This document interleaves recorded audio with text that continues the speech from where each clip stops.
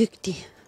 Så det jeg vil bruge i dag til at prøve at få rettet Toppers, som I kan se her, fokus der vender meget udad, lytter rigtig meget, men er jo super sød til at blive i en rimelig fattet sindstilstand, så jeg har mulighed for stadigvæk at håndtere ham og arbejde med ham lige så stille. Og det jeg gerne vil undgå at gøre, det er i hvert fald at bruge tovet til at få hans opmærksomhed på. Så jeg bruger tovet til at fortælle ham, hvor langt væk han må gå fra mig. Ja, lige præcis. Men jeg bruger det ikke til at sige til ham, hey, hold lige øje med, hvad jeg laver, og fokusere på, hvad vi skal sammen. Det vil jeg bruge targetet til. Så den orange kan være en hey, se på mig, som sidestykke til, at Topper ellers også bruger meget fokus på at lytte til sine omgivelser og kigge rundt omkring.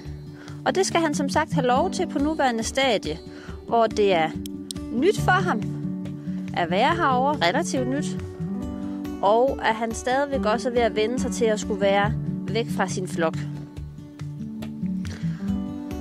Så det her er et meget godt eksempel, hvor Topper kigger den ene vej, og så vil jeg egentlig gerne se, om jeg kunne bruge mit target på sigt til at sige, hov, kan du have fokus med tilbage?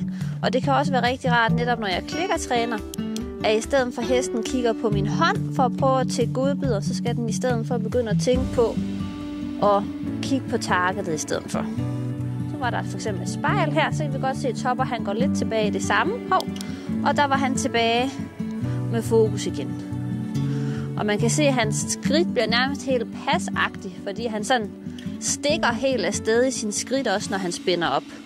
Så det her med lige så stille at øve ham i, at man kan sagtens gå her og være afslappet, afspændt og fokuseret på noget andet end omgivelserne. Så det jeg også kan lide ved det jeg gør her, det er, at jeg siger ikke, at det at han er ufokuseret er forkert. Jeg viser ham bare en anden løsning, der giver mere mening for ham også. Fordi han får maden ud af det. Kontra, hvis jeg ikke havde min klikkertræning her, så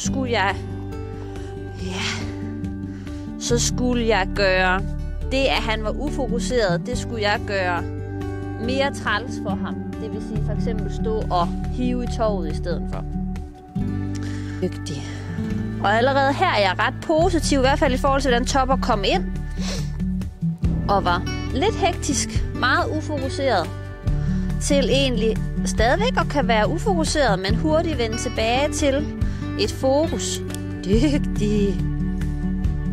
Og også samtidig bevæge sig helt anderledes i kroppen.